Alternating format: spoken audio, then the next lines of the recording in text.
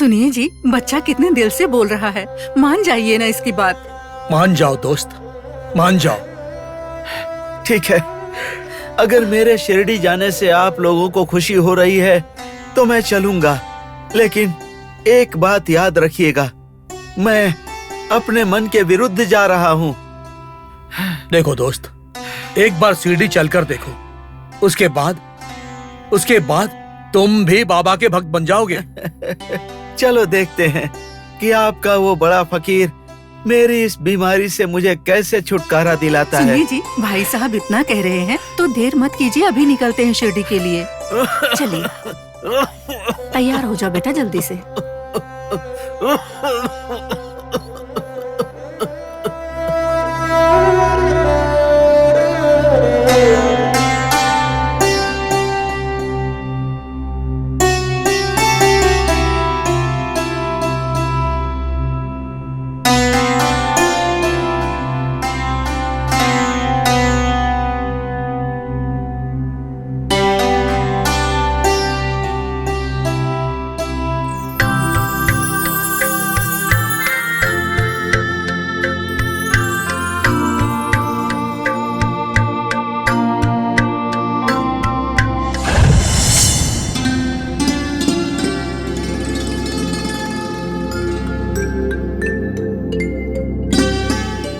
शाम होने से पहले हमें कोपर गांव पहुंचना है, जरा जल्दी जल्दी चलो। और कितनी दूर चलना पड़ेगा? यहाँ से लगभग 3 मील और चलना है।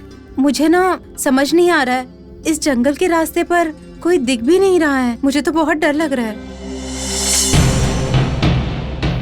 क्या भाई, अभी तक इस रास्ते से कोई भी नहीं जा रहा है? चलो। हाँ, हे, वो देखो। हाँ चलो चलो चलो चलो।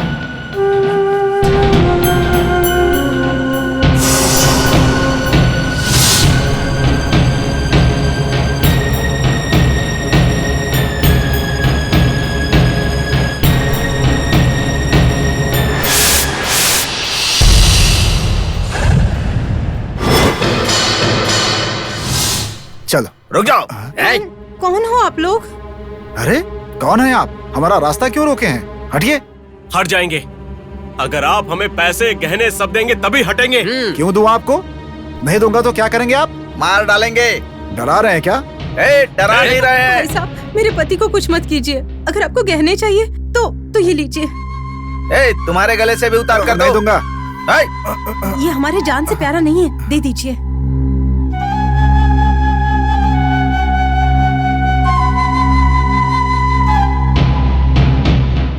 चलो जाओ। आपको बहुत बुरा लग रहा होगा ना? हमारी मेहनत की कमाई थी, इन चोरों ने हमसे छीन लिया, इसी बात का दुख है मुझे। हमें बचाने वाला, देखभाल करने वाला कोई नहीं है। चलो यहाँ से चलते हैं।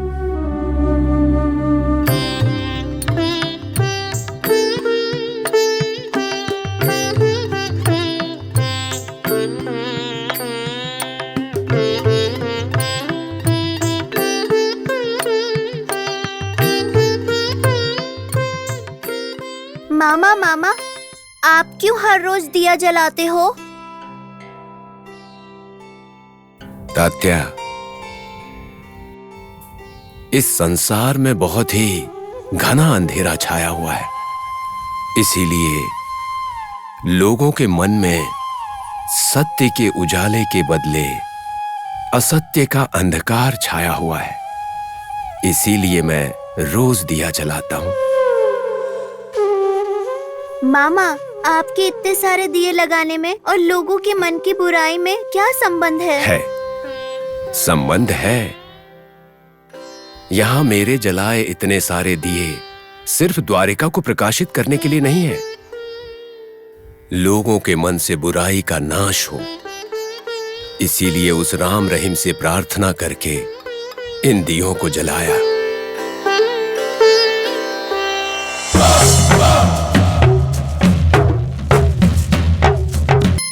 एक दिया जलाना काफी नहीं है क्या मामा? इतने दिए क्यों जलाते हो? तात्या, दुनिया में सिर्फ एक दो ही बुरे इंसान हैं क्या? बहुत सारे हैं। तो जब इतनी बुराइयों को मिटाना है तो इतने दिए भी कम पड़ जाएंगे।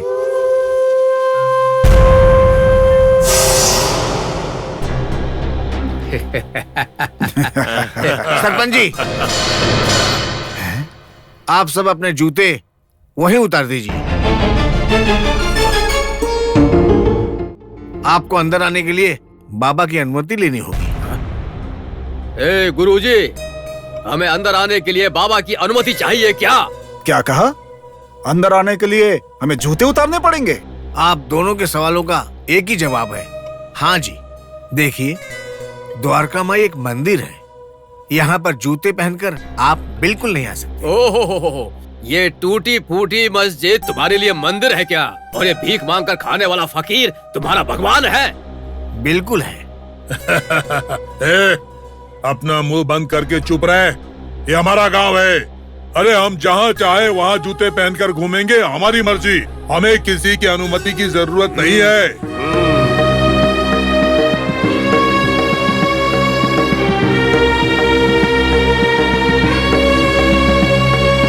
जरूरत है। अंदर आने के लिए फकीर की अनुमति की जरूरत है। ए फकीर बाबा, बहते पानी और चलती हवा को किसी भी इंसान की अनुमति नहीं चाहिए। और तुम्हें जो यहाँ रहने दिया है उसे मेरी भीख समझ लो। सरपंच जी, भीख देने वाले भगवान होते हैं, इंसान नहीं। बाबा दे सकते हैं, भीख नहीं मांगते। ओहो, भीख नहीं मांगते हो क्या? यहाँ के दिए, उसमें डाला हुआ तेल, आप सब जो खाते हैं, अरे वो सब तो भीख ही है ना। वो सारी चीजें लोगों ने दी है, लेकिन वो भगवान को दिया हुआ भोग है। भगवान? ये ढोंगी बाबा भगवान है और इसे भोग चढ़ाना है। हंसो मत, चुपचाप चले जाओ, अन्यथा द्वारिका माई को बहुत ही दुख होगा। अरे रे रे रे रे रे रे अरे रे रे रे। बड़ी अच्छी अच्छी कहानियां बनाते हो तुम। अगर हम लोग यहीं पर रहेंगे तो द्वारका माई को बहुत दुख होगा क्या? मैंने कहा हंसो मत। देखो, तुम लोग मुझे कुछ बताने आए हो ना, तो जल्दी बताओ और जाओ यहाँ से। जाते हैं भाई, जाते हैं। हम लोग इस टूटे महल में रहने के लिए नहीं आए हैं। तंबुली, रुको तंबुली। देखो फकीर, इस शनिवार को तंबुली के साथ कुश्ती करोगे, इस बात का फैसला हो चुका है। ये बात याद है ना? याद है मुझे। बस 4 दिन रह गए हैं बाबा। कहीं डर के गांव छोड़ के भाग मत जाना, याद रखना। डर से भागने के लिए मेरे मामा इंसान नहीं है, भगवान है। हाँ भाई हाँ, आपके बाबा भगवान हैं। 4 दिन के बाद तुम्हारे बाबा का नसीब हमारा तंबुली लिखेगा। उसके बाद समझ में आएगा ये बाबा भगवान है, फकीर है या फिर भूत है। चलिए चलते हैं। ए फकीर, 4 दिन के बाद तुम्हारा नाम शिरडी की जमीन से मिट जाएगा। तब तक तुम्हारी कोई इच्छा हो तो उसे पूरी कर लो। चलो चलते हैं। जल्दी पूरी कर लो। मामा, इन लोगों को बहुत घमंड है। आपको इस तंबुली को हराना ही पड़ेगा।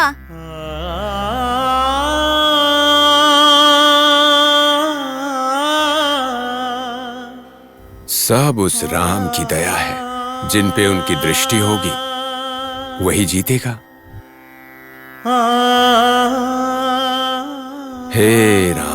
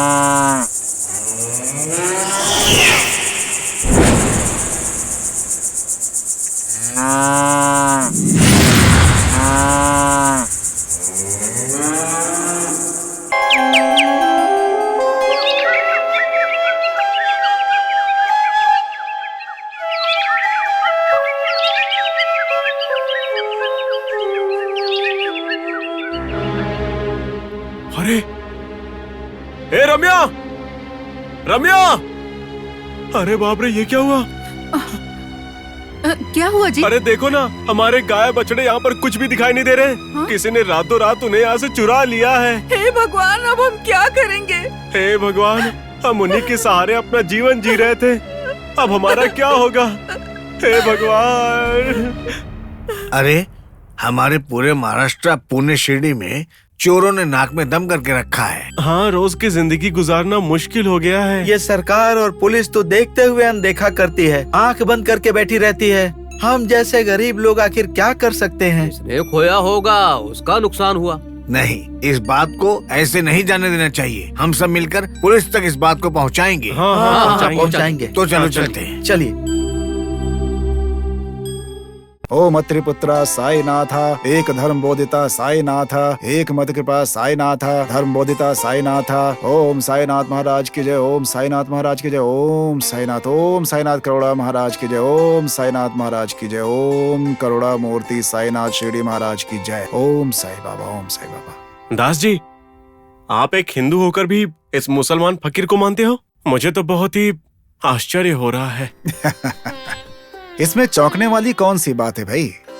तुम उन्हें मुस्लिम फकीर समझते हो तो वो तुम्हें मुस्लिम फकीर की तरह दिखते हैं, और मैं उन्हें अपने भगवान पांडुरंगा की तरह देखता हूँ तो वो मुझे मेरे भगवान पांडुरंगा दिखते हैं। जैसी भक्ति वैसा रूप। दास जी, क्या आपने इनको अपनी आंखों से देखा है?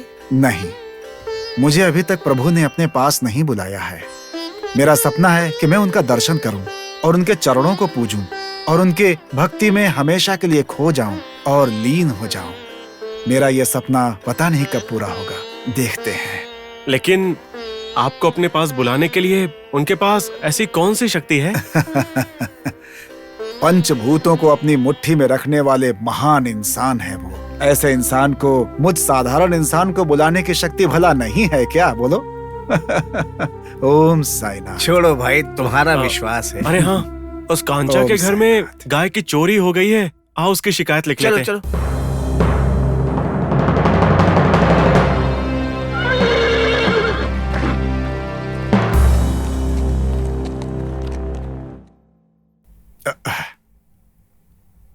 नमस्ते सर। अपना नमस्ते ले जाकर कहीं पर फेंक दो, मुझे नहीं चाहिए। तुम इस डिपार्टमेंट में भर्ती क्यों हुए? क्यों सर, मुझसे क्या भूल हो गई? क्या भूल हो गई? क्या गलती हो गई? बोलो, तुम्हारा काम क्या है? पूरे महाराष्ट्र, पुणे से लोग चोरी की कंप्लेंट दर्ज करवाने आ रहे हैं हमारे पास। तुम्हारी कोई जिम्मेदारी नहीं है? तो बताओ कि तुम लोगों ने क्या किया इसके लिए। एटलीस्ट एक चोर को भी पकड़ पाए? हाँ? उन्हें पकड़ने का प्रयास लगातार जारी है सर, लेकिन उनका कोई पता नहीं चल रहा है। सिर्फ कोशिश करने से तुम्हें खोज पता नहीं चलेगा। तुम अपना दिमाग चलाओ। यूज योर ब्रेन, तब वो मिलेगा। ठीक है सर। देखो, तुम लोगों की वजह से अपने हायर ऑफिसर से मैं डांट सुन चुका हूँ।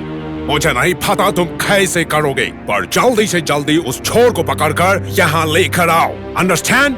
ठीक है सर, जो आप कहेंगे मैं वही करूंगा। ओके, मैं खोरूबाड़ा गांव जाके आता हूँ, ठीक है? वहाँ पे बहुत हिंसा हुई है।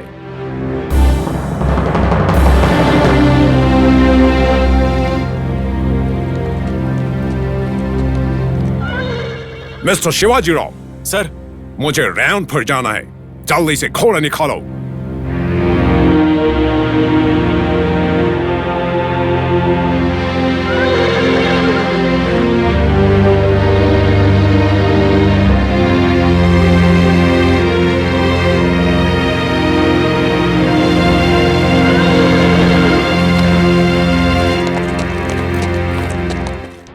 दास जी, ये इंसान हमें घर भेजने के बारे में दोबारा कभी ना सोचे। इससे पहले हमें चोर को पकड़ना होगा, चाहे कुछ भी हो जाए। वो चोर हमारे हाथ आने ही चाहिए। चिंता मत करो, बाबा हमारे साथ हैं। उनका आशीर्वाद हमेशा हमारे ऊपर रहेगा। वो चोर बहुत जल्द पकड़ा जाएगा। क्या ये मुमकिन है? हे भगवान, गुरु ब्रह्मा गुरु विष्णु गुरुदेव महेश्वरा, गुरु साक्षात पर ब्रह्म तस्मै श्री गुरुवे नमः। माता पिता भाई बहन सब कुछ तुम ही हो प्रभु। किसी भी तरह से वो चोर हमारे हाथ आ जाए, कुछ ऐसा कर दीजिए प्रभु, और हमारी नौकरी बचा लीजिए प्रभु। मैं द्वारका में आकर अवश्य आपके साक्षात दर्शन करूंगा प्रभु। हे भगवान।